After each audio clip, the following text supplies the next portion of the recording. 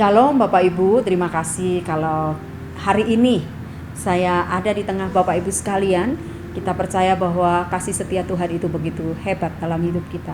Bapak Ibu yang dikasihi Tuhan, kiranya apa yang saya sampaikan dalam renungan singkat hari ini boleh jadi berkat dan mewarnai hari-hari yang Bapak Ibu jalani. Kita tahu bahwa hidup kita ini boleh kuat hanya karena kita ini jadi anak Tuhan.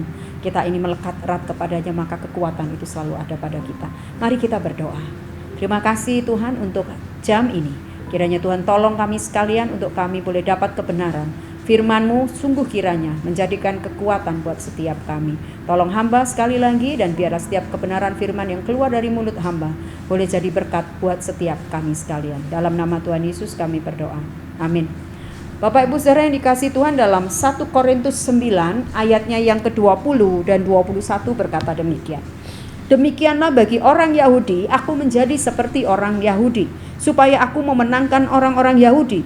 Bagi orang-orang yang hidup di bawah hukum Taurat, aku menjadi seperti orang yang hidup di bawah hukum Taurat, sekalipun aku sendiri tidak hidup di bawah hukum Taurat, supaya aku dapat memenangkan mereka yang hidup di bawah hukum Taurat. Bagi orang-orang yang tidak hidup di bawah hukum Taurat, aku menjadi seperti orang yang tidak hidup di bawah hukum Taurat, sekalipun aku tidak hidup di luar hukum Allah, karena aku hidup di bawah hukum Kristus, supaya aku dapat memenangkan mereka yang tidak hidup di bawah hukum Taurat. Bapak Ibu saudara yang dikasihi Tuhan, ini adalah pernyataan Rasul Paulus kepada jemaat di Korintus.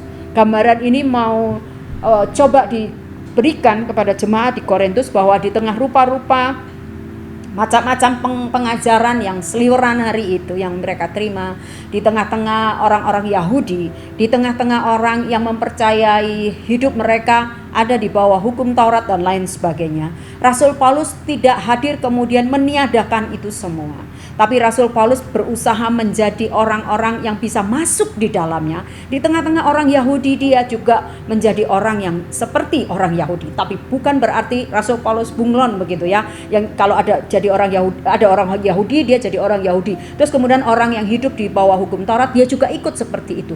Tadi sudah dijelaskan oleh Rasul Paulus bahwa sekalipun aku bersama-sama ya hidup di antara orang-orang dengan notabene yang seperti itu, Rasul Paulus mencoba berkata bahwa aku, katanya, sekalipun aku sendiri tidak hidup, yang ayat yang ke-20, bahwa bagi orang-orang yang hidup di bawah hukum Taurat, aku menjadi seperti orang yang hidup di bawah hukum Taurat. Ada kalimat seperti. Dan sekalipun aku sendiri tidak hidup di bawah hukum Taurat, supaya aku memenangkan mereka yang hidup di bawah hukum Taurat. Kemudian di ayat 21, Rasul Paulus jelas bahwa dia tidak hidup di bawah hukum Taurat, tapi kemudian dia berkata, aku hidup di apa, kata firman Tuhan seperti yang dituliskan Rasul Paulus, aku hidup di bawah hukum Kristus. Jadi hidup Rasul Paulus basicnya adalah hukum Kristus. Tapi kemudian ketika dia ada di tengah-tengah jemaat Tuhan, ada di tengah-tengah orang-orang Yahudi saat itu dengan berbagai keyakinannya, Rasul Paulus kemudian tidak serta-merta menghilangkan basic dia, dasar iman percaya dia sebagai orang yang percaya Kristus dan hidupnya ada sesuai dengan hukum-hukum Kristus. Maka kemudian dia bilang dia lakukan itu supaya apa? Supaya aku dapat memenangkan mereka. Karena tidak ada cara lain Rasul Paulus bisa ada di tengah-tengah orang-orang Yahudi dan orang-orang yang taat hidupnya di bawah hukum Taurat. Kalau Rasul Paulus tidak seperti, di sini pengertian seperti bukan berarti menjadi sama, tapi Rasul Paulus berusaha mengimbangi begitu, dan dia pengen tahu, oh, orang yang hidup di bawah hukum Taurat itu adalah orang-orang yang dengan cara wawasan, pandangan, prinsip hidupnya seperti demikian.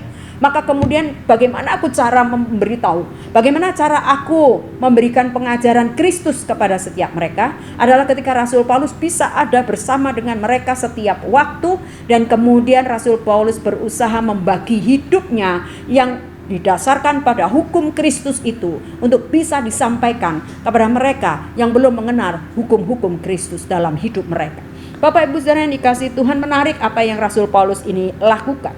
Seringkali dalam hidup kita ini kan kadang-kadang menjadi orang yang agak-agak penakut dan pecundang ketika kita ada di tengah-tengah situasi yang tidak memungkinkan kita menunjukkan identitas kita sebagai seorang anak Tuhan. Kadang kita jadi keikut begitu. Aduh, susah hidup di tengah-tengah orang yang tidak sama dengan saya. Terus kemudian kita mencoba untuk menjadi sama dengan mereka supaya kita diterima. Padahal bukan seperti itu. Kita diterima, tapi jangan lupa ada identitas yang akan terus kita sampaikan. Bahwa kita ini adalah orang-orang yang hidup di bawah hukum Kristus. Dunia ini dengan berbagai macam value-nya, nilai-nilai yang ditanamkan, hukum-hukum yang mereka mungkin bisa punya. Tapi bukan berarti terus kita melanggar juga. Tapi artinya begini, bahwa setiap keputusan dalam kita hidup ini itu didasarkan pada hukum-hukumnya Tuhan. Sehingga orang bisa melihat bedanya orang yang ada di dalam Tuhan dan orang yang tidak ada di dalam Tuhan. Oleh sebab itu mari kita belajar pada saat ini bahwa kita belajar dari seorang rasul yang hebat ini, bahwa setiap orang, Bapak Ibu Saudara dan saya, ini adalah orang-orang yang hidupnya ada di bawah hukum Kristus. Maka kiranya itu yang jadi berkat, kiranya itu yang tetap dapat kita sampaikan kepada banyak orang. Nih loh, orang yang hidup di bawah hukum Kristus adalah orang yang bukan orang yang aneh karena tidak mau berbagi dengan hidup dengan orang lain, menjadi orang yang kemudian menyendiri, tidak mau bergaul, tidak juga. Tapi paling enggak di tengah segala macam situasi yang ada di sekeliling kita, ketika kita berinteraksi, berkomunikasi dengan siapapun di luar kita, kita tetap menjadi orang yang tetap punya prinsip dasar bahwa hidup saya dipatok, jadi pola atau nilai yang saya bangun atas hidup saya adalah di bawah hukum-hukumnya Kristus, yaitu kebenaran firman Tuhan menjadi pola kita. Apa yang kita baca setiap hari, apa yang kita renungkan melalui kebenaran firman Tuhan, yang kita dengar melalui kebenaran firman yang disampaikan baik melalui media sosial ataupun setiap minggu ketika kita beribadah, hamba-hamba Tuhan sampaikan firman. Dan juga mungkin ada pembina-pembina rohani, pembimbing-pembimbing rohani yang terus kasih kita kebenaran firman tiap waktu.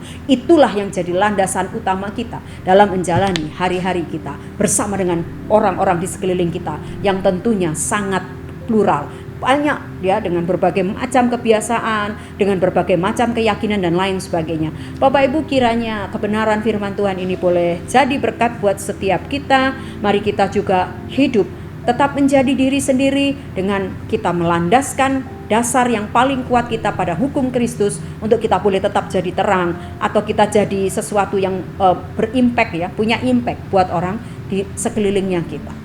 Mari kiranya Tuhan yang akan memimpin kita dalam hikmat-Nya untuk kita boleh ada di tengah-tengah masyarakat yang luas ini, di luar kita, untuk kita boleh tetap menampakkan kepada mereka bahwa Kristus yang saya ikuti itu adalah Kristus yang sungguh luar biasa. Dengan berbagai macam hal yang bisa kita sampaikan itu, maka orang bisa lihat Kristus melalui hidup kita. Kiranya kebenaran yang singkat dan sederhana ini boleh menolong kita sekalian. Tuhan Yesus memberkati Bapak Ibu Saudara dimanapun Bapak Ibu Saudara berada saat ini. Mari kita mengakhirinya di dalam doa. Terima kasih Tuhan untuk kebaikan-Mu. Kiranya Roh Kudus terjemahkan lebih lanjut apa yang boleh kami dengar. Kiranya ini boleh jadi bagian yang terus mewarnai hari-hari kami, di tengah situasi kami, apapun itu, di tengah-tengah komunitas kami, di tengah-tengah masyarakat. Kami boleh tetap menunjukkan Kristus ada dalam hidup kami melalui kepatuhan kami pada kebenaran-kebenaran yang Tuhan sudah berikan setiap waktu. Berkati Bapak Ibu Saudara dimanapun berada, dan hamba yang menyampaikan, damai sejahtera yang melampaui segala akal dan pikiran itu akan memenuhi hati dan pikiran kami. Dalam nama Tuhan Yesus kami berdoa. Amin.